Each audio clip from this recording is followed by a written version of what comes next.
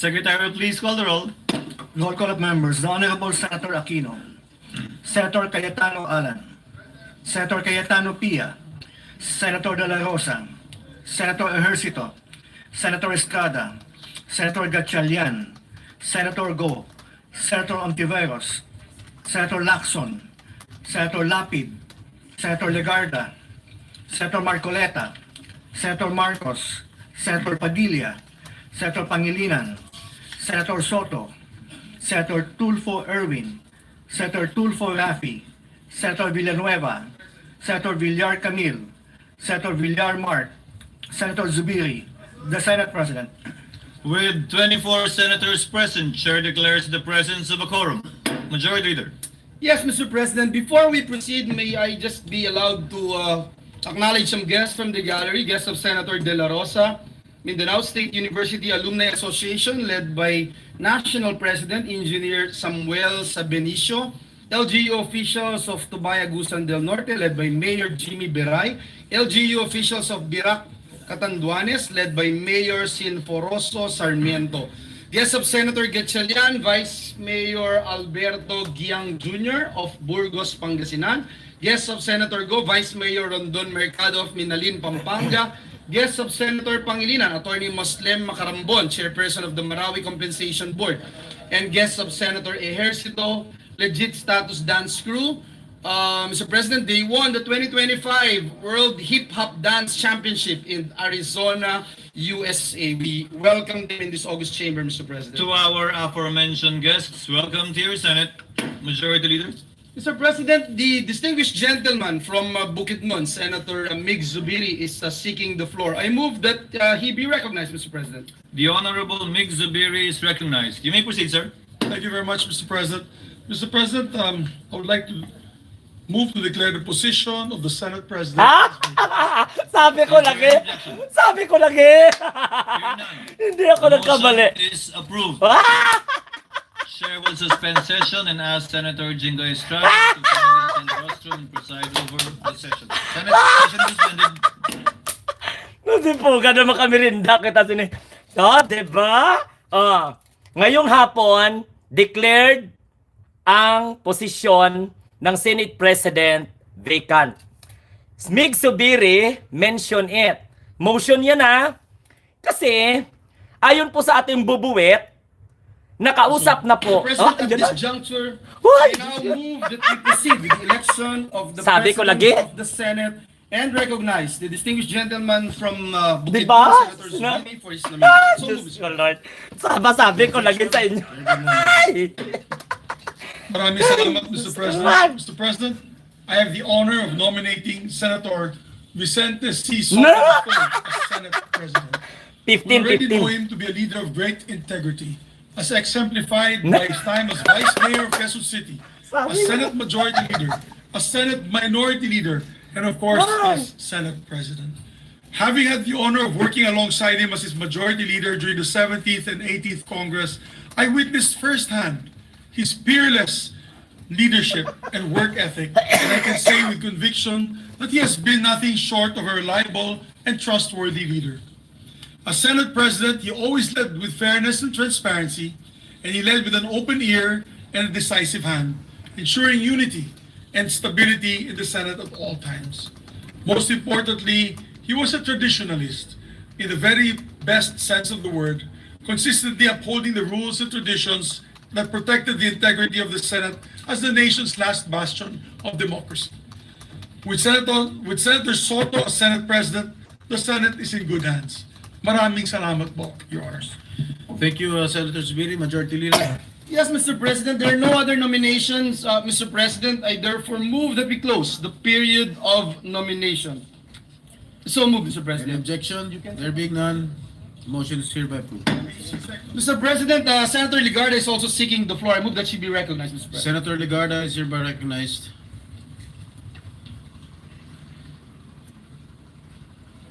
Linisin kayo lahat ni PBBM daw. Sabi ko lagi sa inyo.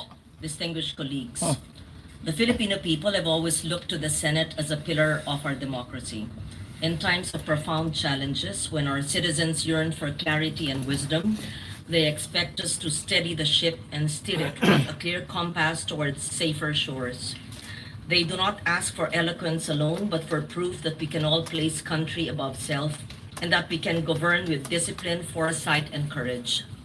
Discipline to resist the distractions of partisanship and to keep public service anchored in principle. Foresight to craft laws that anticipate the future rather than merely react to crisis. And the courage to take the difficult but necessary decisions that secure the long-term welfare of our people, even when they come at significant political cost. Let me emphasize, leadership in this chamber is never a solitary duty. It is a shared guardianship of a trust that belongs to the Filipino people. The Senate at its finest when debate sharpens judgment and unity springs from conviction. This, I believe, is what Senator Vicente Tito Sotto III embodies and why I rise in support of his nomination as Senate President. During my first term long ago, I served as Majority Leader while he was Minority Leader. I witnessed his respect for balance and fairness, ensuring that this chamber remained a forum of reason and accountability. Later, as chair of the Committee on Finance under his Senate presidency, I saw his firm hand in guiding our work, listening to every voice, building consensus, reminding us constantly that governance must yield tangible results for the people. These are qualities tested by time and proven by service. Senator Tito Sotto commands respect through fairness, humility, and his ability to unite diverse voices. For these reasons, I second the nomination of Senator Vicente Sotto III as Senate President. See? Thank you, Minority Senator yan ha. Rivera. Minority yan. Mr. President, move for the previous motion. There being no other nomination. So move, Mr. President. It has been moved by the Majority Leader and seconded by Senator Lauren Legarda that the nomination be closed. Is there any objection? Hearing none, the motion is hereby approved. There being no other nominees for the position, Senator Vicente Sotto, the only nominee for the position of the Senate President, is hereby declared as the newly elected President of the Senate. Mr. President, may I move that we suspend the session to allow the newly elected Senate President to take his oath, Mr. President. Session is hereby suspended. Guys, makinig kayo. Hindi nyo ba nahahalata ngayon ang takbo? Look, Senator Tito Sotto defend the integrity of the Senate during that time na pinagdedebatihan ang pag-archive ng article of impeachment. Look, the Senate President come from the majority wherein 5 lang sila. Isipin nyo ha, bakit hindi kumuha sa majority? Kasi bistado na sila. Ganun gumalaw ang tadhana. Can you imagine that? Supposed to be dapat ang maging Senate President came from the majority because 18 of them. Punta natin si Tito Sotto.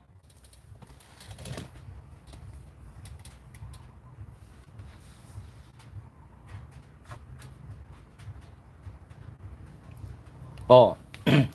'Di ba? Nakita ninyo? Oh, talo na ako forthwith. Puro kasi sila mga ano. Siya lang si Tito Sotto ang bumangga sa desisyon ng 18 senador. Pero anong nangyari ngayon?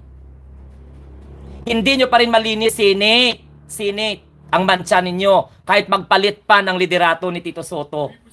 Taking of the newly elected Senate President, Mr. President. Please raise your right hand and repeat after me. I, please state your name. I, Vicente C. Sotto III, Having been elected to the position of Senate President, having been elected to the position of Senate President, do hereby solemnly swear do hereby solemnly swear that I will well and faithfully discharge, that I will well and faithfully discharge, to the best of my ability, to the best of my ability, the duties of my present position the duties of my present position, and of all others I may hereafter hold and of all others I may hereafter hold under the Republic of the Philippines. under the Republic of the Philippines, That I will support and defend the Constitution of the Philippines. that I will support and defend the Constitution of the Philippines, That I will obey the laws that I will obey the laws, legal orders, legal orders, and decrees promulgated by the duly constituted authorities, and decrees promulgated by the duly constituted authorities, and maintain true faith and allegiance and maintain true faith and allegiance to the Republic of the Philippines, the Republic of the Philippines, and that I impose this obligation upon myself voluntarily, and that I impose this obligation upon myself voluntarily, without mental reservation without mental reservation or purpose of evasion. or purpose of evasion. So help me God. So help me God. Congratulations, citizen. Thank you, sir. Ako hindi na ako nagulat kasi kanina pa habang nag-live tayo, may balita na kami na nasagap. Oo, parang katulad. Just for a minute suspension, Mr. President. Ako, hindi na ako nagulat kasi habang nag-hearing kanina, ako hindi na ako nagulat na magpapalit kasi may balita na tayo eh. Katulad po ng balita na natanggap ko during that time na magdidesisyon ng Supreme Court in favor na i-declare ang impeachment ni Sara Duterte unconstitutional. Di ba nag-post tayo 3 days after nagdesisyon ng Supreme Court? Kanina, hindi na ako nagulat kasi may nag-text na sa akin aside from sa media pa. Sabi ko ganito, wala na, sabi ko totoo yan. 15 senador nagpirma eh. Mr. President, at this juncture, may I move that we recognize the distinguished former Senate President, Senator Cheese Escudero, to make a manifestation, Mr. President.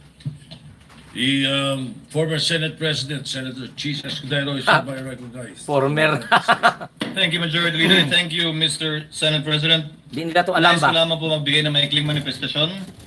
Nais ko pong magpasalamat sa mga kapwa ko miyembro ng Senado na nagbigay po ng tiwala sa akin sa 19th at saka 20th Congress.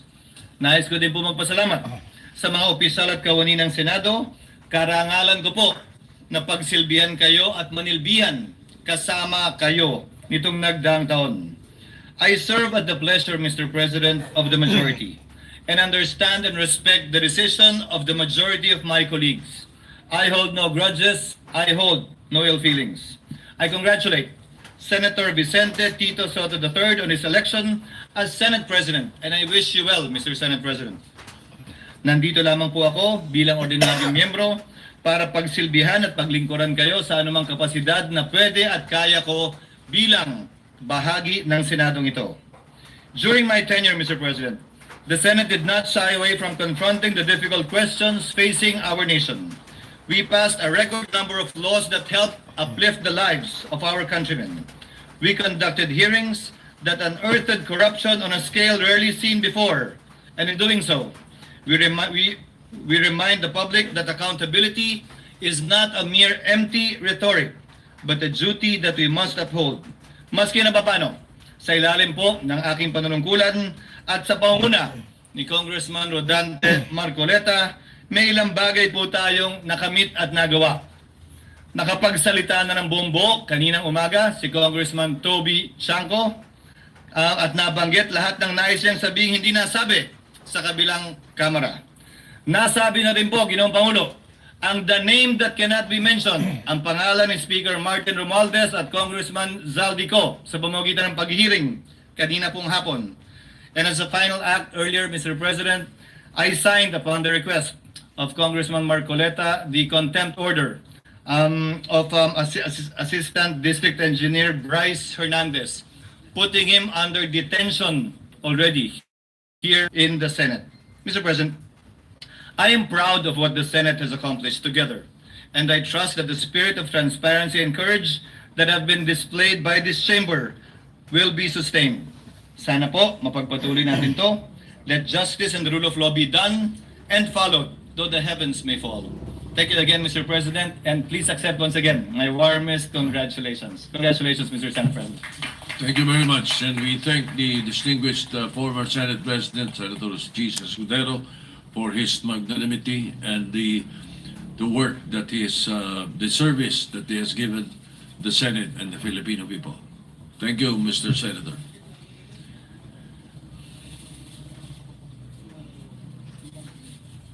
You have 1 minute suspension. So ganun yon. Now, balik tayo sa side comment natin. Hindi ba kayo nagtataka kung ano yung turnout events? Ngayon, bahala magdadakdak si Chief Escudero. Isabit niya lahat. Total, may alam siya. Sa administration ngayon ni PBBM, take note since there is a change of leadership in the Senate, the President is in control. Even in the House. Pangulo na ang nagsalita na may korupsyon na nangyayari sa flood control projects. Hindi lang DPWH. That's PBBM move. Simple lang. Hayaan kayo na magtrabaho. E paano inabuso nyo yung kapangyarihan nyo? O, mantakin nyo sa ito sa President, at this juncture, Ginoo ko I move patawara. that we recognize the distinguished gentleman from Bukidnon, Senator Mig Zubiri, for his nomination. I so move, Nan, Mr. President. baka ang Blue Ribbon Committee mawala yan ka Marcoleta. Senator Mick Subiri is recognized. Revamp yun. Baka Senate President Pro Tempore, Majority Mr. Leader. President, if there be no objection of our distinguished colleagues, I move to honor and nominate. It is my honor, rather, to nominate Senator Panfilo Lacson Majority. as the Senate President Pro Tempore. Oh, We need in the Senate leadership a man of courage, integrity, and loyalty, embodied best by no other than Senator Panfilo Ping Lacson. wow. Throughout his celebrated career as police officer and as lawmaker, Senator Ping has been consistent in his pursuit of truth, fairness, and accountability in public service. He has merited his background as chief of the Philippine National Police Grabe. with his lawmaking duties, Gumalaw ng tigre. ensuring that our public officers are always held accountable for and to the people. And if you want to know more about him, you can watch his movie, 10,000 Hours. As Senate President Pro Tempore, Mr. President, we trust that he will be instrumental in upholding the integrity of the Senate and fostering a stronger environment of trust in all our public institutions. Grabe. This is why I give my wholehearted support to Senator Ping Lacson as Senate President Pro Tempore. Maraming salamat po, Mr. President. Ligarda o si Bam Aquino ang magiging Majority Leader. Mr. President, there being no other nomination, I move to close the period. The Deputy Minority Leader, Senator Risa Ontiveros, is seeking the floor. I move that she be recognized, Mr. President. Senator Risa Ontiveros is recognized.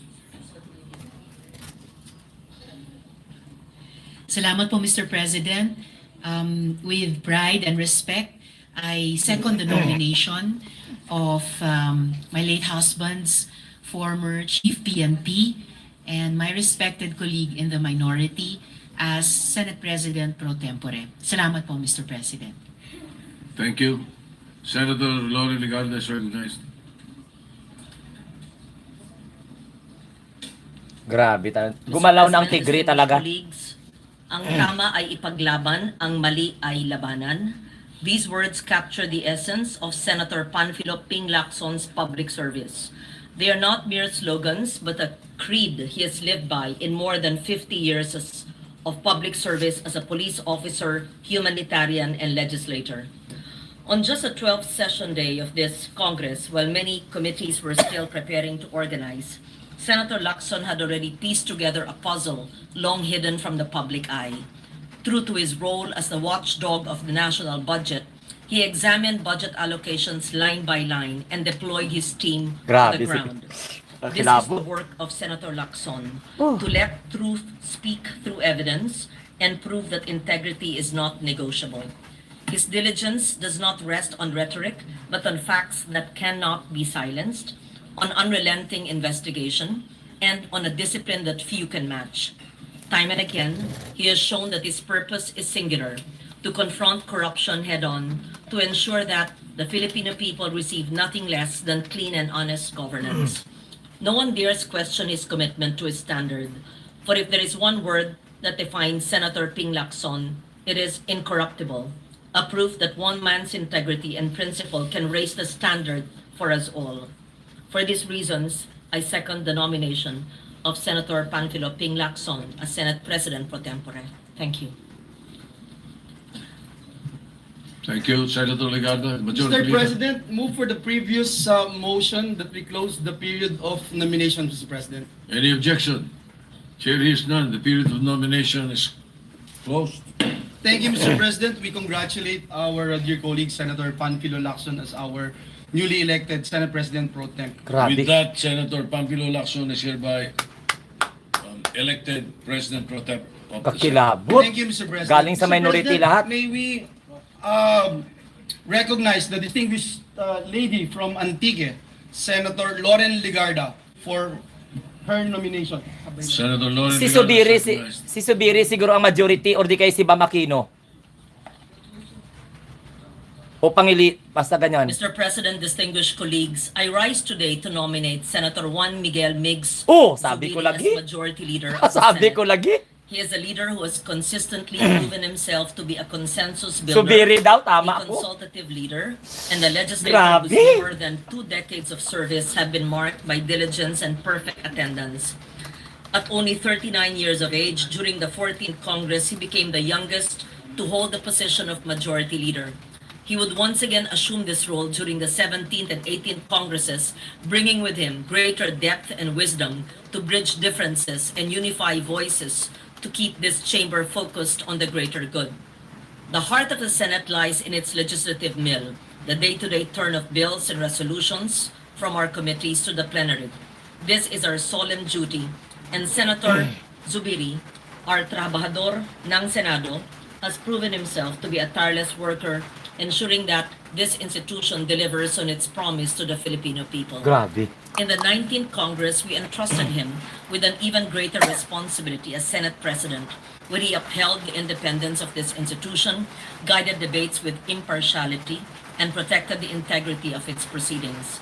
Under his leadership, the Senate of the Filipino people remained firm, fearless, and faithful to its constitutional role. Today, as we once again choose who shall lead us as Majority Leader, we look to one whose record speaks for itself. For these reasons, it is my distinct honor and privilege to nominate Senator Juan Miguel Migs Zubiri as Senate Majority Leader. Thank you. Grabe ang lakas ng ulan dito. Senator Risa Ontiveros is recognized. Salamat po, Mr. President. Again, with pride, I am honored to second the nomination of Senator Zubiri, our Grabe, former no? Majority Leader, with whom many of us, including in the old minority, passed a good number of happy bills, and my colleague as well now in the minority. I so second his nomination as Majority Leader. Salamat po, Mr. President. Thank Ala, you, Diyos Senator ko, Risa. Lord. Yes, Mr. President. There being no other nominees, Mr. President, I move that we close the period of nomination for the position of the Majority Leader. I so move, Mr. President. Any objection? Chair hears none. Lima lang ang Motion is minority, ha? Thank you, Mr. Senator President. Mig Zubiri is hereby elected Majority Leader or Chairman of the Committee on Rules. Thank you, Mr. President. We congratulate our dear colleague, Senator Zubiri, as our newly elected Majority Leader. Mr. President, may I move that we suspend the session to allow our Senate President Pro Tempore and the Majority Leader to take their respective oaths of office, one after the other. So move, Mr. President. Thank you, Majority Leader. Senator Joel Villanueva, for your service to the Senate of the Filipino people. Thank you, Mr. President. Session is suspended. Palitan na si Villanueva. Ngayon, okay mga kamunting tinig, ha? Maano kayo, ha? Kay medyo maulan dito, malakas ang ulan, pero lakasan ko rin ang boses ko. Senate President Pro Tempore, Senator Lacson, Majority Leader, Congressman Mig Zubiri. Senator Mig Zubiri. Senate President Tito Sotto. Tandaan ninyo, ha, kung paano gumalaw ang tadhana, ha, at kung gaano control. 'Di ba? Paniwala kayo? Walang alam si PBBM? Ang korupsyon, alam ni PBBM yan. Ayaw lang ni PBBM mag-name names dahil trabaho ng Senado at Kongreso mag-imbestiga. Pero inupuan nila at inabuso ni Escudero ang kapangyarihan niya. Kasi akala niya one-man rule lang siya. O ngayon, anong nangyari? Bulaga. Saan na yung nagsasabi? Dito. Paano nakuha ng minority ang Senate President? Hindi ba kayo nagtaka? Nahimasmasan na siguro all maghugas kamay lang yung 18 senador. Kasi nahihiya sila. Dawit Ito. Bumalaw dyan ng Tigre, Sir Glenn. Naitbulaga sila. Shake up talaga. Niyanig sila. Maulan, hindi mo Lord.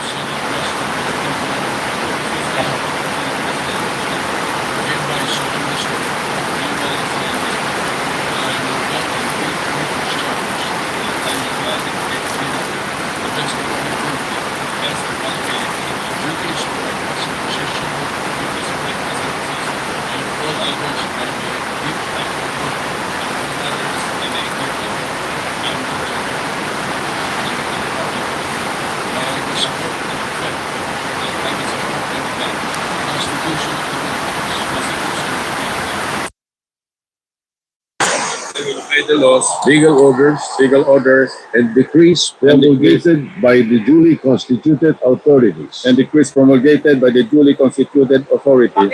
maintain true faith and allegiance, to the Republic of the Philippines, that I impose this obligation upon myself voluntarily,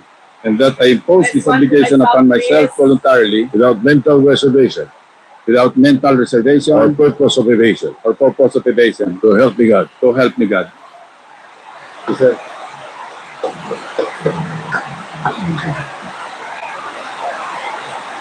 Ay, salamat.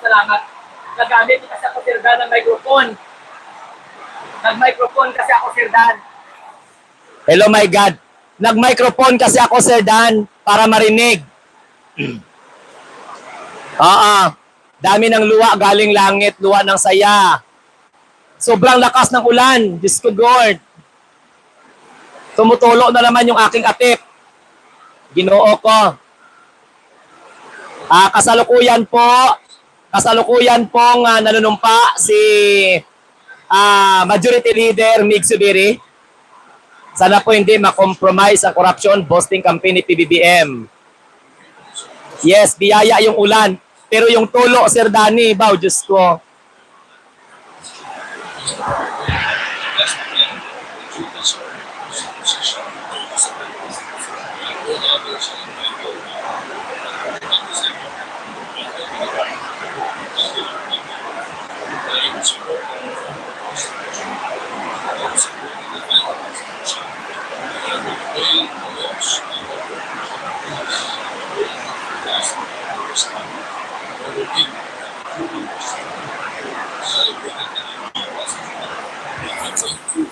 Hello.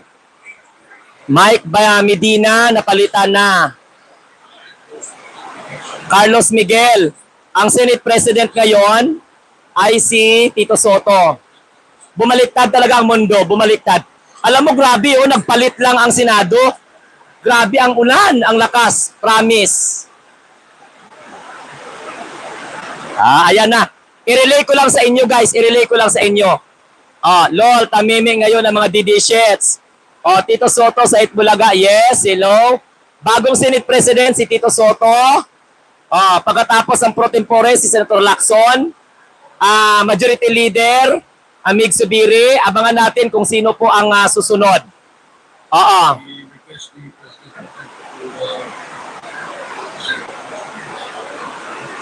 Biglaan, yeah.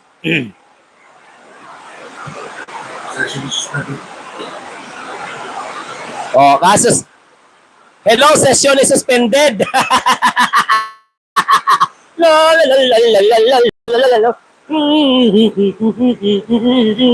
Mantakin nyo mga kamunting tinig. Grabe no, ang lakas ng ulan, promise. Mantakin nyo mga kamunting tinig, ha? 5 lang ang minority. Pero, bumaliktad. Sila ngayon ang may hawak ng matataas na posisyon sa Senado. Di ba?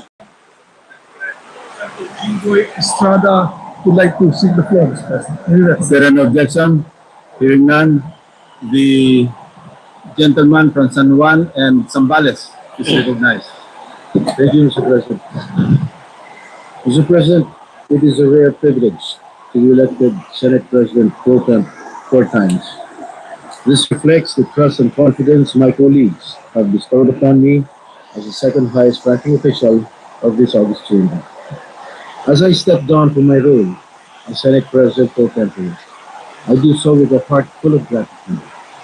And let me take this opportunity to thank you, my dear colleagues, for electing me not once, but twice, in 19th Congress and again in the present 20th Congress. Serving in this capacity has been one of the greatest honors of my public life, and I am deeply humbled by the opportunity to have worked alongside each of you in advancing the interests of our people. It is likewise an honor to serve under the leadership of Senator Francis Escudero. I have deep respect and great admiration for this person, whom I have had the privilege of working with in previous Congresses. I have seen up close his keen intellect, calm demeanor, and unwavering dedication to public service. He is a man of few words, but when he speaks, his words carry weight, grounded in solid legal reasoning, measured thought, and clear principles. And during his tenure, the Senate functioned not just as a legislative body, but as a protector of democratic institutions, champion of truth, a venue for dignified debates on important issues. Sa malaking karangalan, hindi lamang makatrabaho, kundi maging katuwang ng isang Francis Escudero sa kanyang pamumuno dito sa Senado. And today, we mark a new chapter in the Senate. I extend my warmest congratulations to now Senate President Vicente Sotto as our new Senate President. His leadership, experience, and steady hand will surely guide us through the challenges ahead. Leadership may shift, but our shared commitment to the Filipino people remains steadfast. And as I return to the ranks, I do so with renewed energy and the same resolve to serve, legislate, and uphold the values that bind us as one Senate. Whether I hold the position of Senate President pro tempore or not, I'm ready to lead when needed. I will always work behind the scenes to keep this institution running with integrity and focus.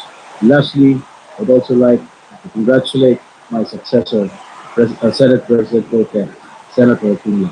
Thank you, Mr. President. Thank you, Senator Jingo Estrada. Majority Leader. Yes, Mr. President, we'd like to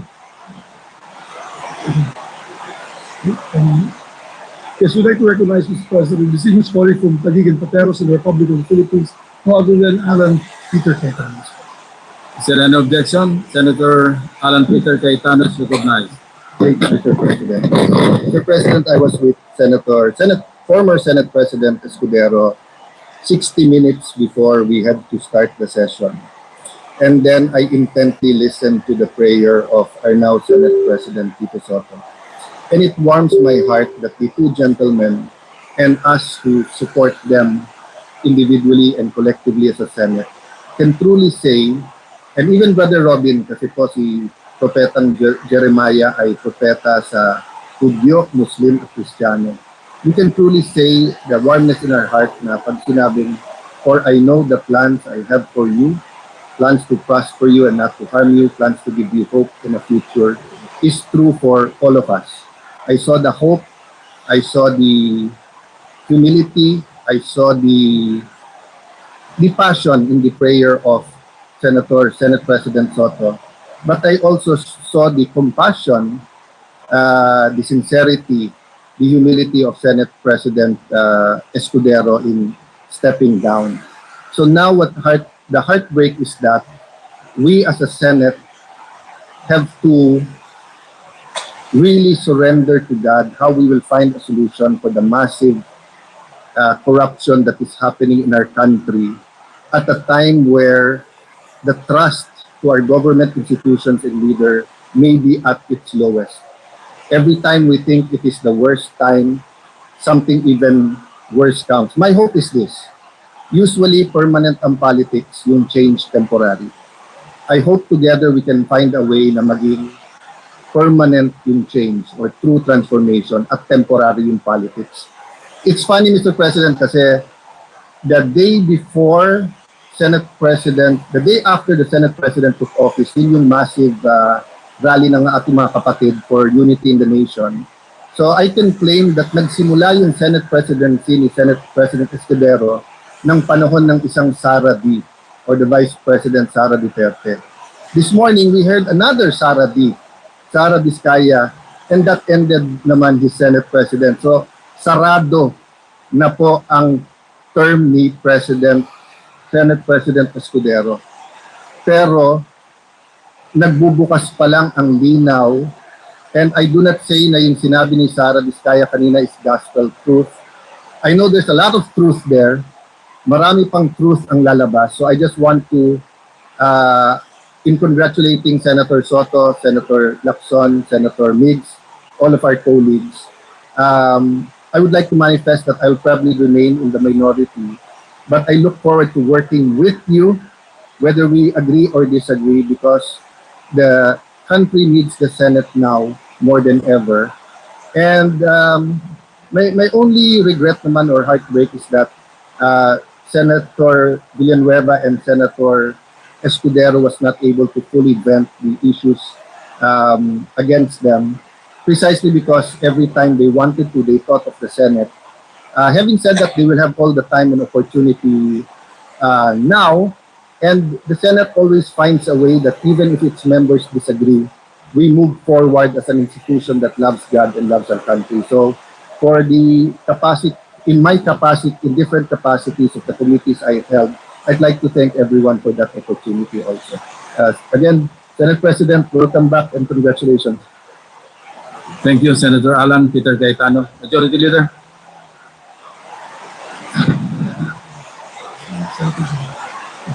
Yes, Mr. President, we'd like to recognize my distinguished Majority Floor Leader to the 19th Congress, and also the distinguished Majority Floor Leader of the 20th Congress, no other than my dear friend, former Senate Majority Leader, George Bilang. Is there any objection? Hearing none, Senator Joel Villanueva is recognized.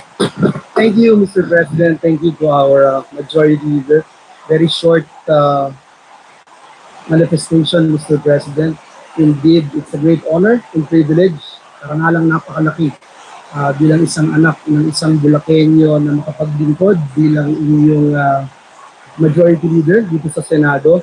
Karangalan po natin makapaglingkod under the leadership of then Senate President Mig Zubiri, then Senate President Cheese Escudero, na talagang nagtiwala din po sa atin. Muli, maraming salamat sa ating mga kasamahan dito sa Senado for all your trust and confidence in this representation.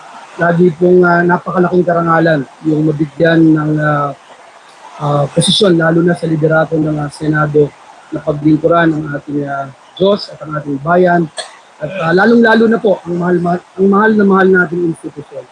Kanina po kasama po ako with Your Honor, the presiding officer and Senate President and the Majority Leader doon sa meeting natin kanina for this very smooth transition. At isa lamang po yung ating napagkasunduan, lahat po tayo may isang common denominator. At yun ay protektahan at sigurihin na ang institusyon na pinakamamahal natin ay laging mas mataas yung ating pagtingin na paglilingkod. Kaya sabi po ng Romans 8:28, all things work together for good for those who love the Lord. At sinasalamin po yan ng mga kasamahan natin dito sa bulwagan ito. At nais po magwakas by saying, Mr. President, that I am also now available to be part of the opposition, the minority, and that yung kagaya ng binanggit ni Senator Alan Peter Cayetano, na tayo po bilang mga lingkod bayan, nais nating makipagtulungan kahit kanino man kung ito po ay sa direksyon na pagbibigay linaw, pagbibigay tamang direksyon sa ating mga institusyon, sa ating mga government agencies, higit sa lahat in promoting truth, justice, and righteousness. Sabi po dun sa Philippians 3:14, we continue to press on toward the goal to win the prize of what God has prepared for all of us. Kaya muli, congratulations sa ating Senate President Tito Sotto sa bagong liderato ng Senado. Kami po ay magiging katuwang ninyo sa paglilingkod sa ating Diyos at sa bayan. At gaya nung huling sinabi ko nung natapos po yung aking pagiging majority leader, sinabi ko po that the greater cause outweighs my personal interest. Maraming salamat. Mabuhay po kayo. Thank you, Senator Villanueva. Majority Leader. Thank you very much, Mr. President. I'd like to put on record, we'd like to thank the magnanimity of the Majority Floor Leader, Senator Joel Villanueva, and the Senate President for a smooth transition at today's proceedings. We thank them so. And we thank you for your service. Mr. President, I'd like to recognize now the acceptance speech of our Honorable Senate President, no other than Vicente C. Sotto III. Mr. President, I move to recognize. Is there any objection? Hearing none, the Senate President, Vicente Sotto III, is recognized. Thank you, Mr. President. Philippians chapter 2, verses 3 to 4. Quotes, do nothing out of selfish ambition or vain conceit. Rather, in humility, value others above yourselves, not looking to your own interests, but each of you to the interests of the others. End of quote. Mr. President, I am deeply humbled and sincerely grateful to the Almighty Father, also to the Senate President, Francis G. Escudero, who administered my oath today, and to you, my esteemed colleagues, who reposed your trust and confidence in me and in my capability to again lead this august chamber at this crucial and challenging time. Our people are enraged of corruption that is now seen, heard, and felt by the Filipinos more than ever. The failed flood control projects that's supposed to protect the lives, livelihood, and properties of our countrymen, the dilapidated classrooms for our students, and the lack of quality farm-to-market roads to aid our farmers, all are engulfed in corruption, hindering the progress of the nation as a whole. In 2018, the Senate, when I was Senate President, firmly stood in its ground, opposing the unconstitutional realignments made in the 2019 budget after the bicameral conference committee report was ratified. These realignments amounting to 75 billion pesos were vetoed by then President Duterte in accordance to the Senate's appeal and findings. Also, the funding of the free tertiary education, which triggered the law of Senator Balita-Mapapalitan and the others, is the result of the strict scrutiny of the budget by Senator Pampilo Lacson, where he found some floating budget amounting to 8.3 billion pesos in 2017. Mr. President, corruption is now perceived by our people to be in the whole of government. But with the political will of those in position and together with the vigilance and clamor from the public, we can fight this and bring transparency and true accountability that our nation deserves. You have gifted me with the honor of being your Senate President the second time around. To reiterate my statement from my previous election, I did not become your superior. I am simply a presider of your session. I am your listener, your advisor, if you so desire, your enabler for anything within my power to do so. I am primus inter pares, or first among equals, but among equals. In 1 Peter chapter 5, verses 2 to 3, and I quote, "Be shepherds of God's flock that is under your care, watching over them, not because you must, but because you are willing, as God wants you to be, not pursuing dishonest gain, but eager to serve, not lording it over those entrusted to you, but by being examples of the flock. End of quote. So as I said before, I will do everything in my capacity to ensure that this Senate will remain cooperative but independent, balanced, transparent, and sincere. Thus, I am guided by Proverbs 3, in everything you do, put God first, and He will direct you and crown your efforts with success. Allow me to also thank my family, especially my wife Helen, for her unconditional love and unwavering support. Dala ko po ang aral mula sa aking mga magulang at mga ninuno na nauna rito nagsilbi sa bayan dito sa Senado. Maraming salamat sa Panginoon Diyos. At dasal ko ang patuloy niyang proteksyon at gabay sa ating institusyon at sa ating bansa. Thank you very much, Mr. President. Thank you, Senate President Sotto. Session is suspended.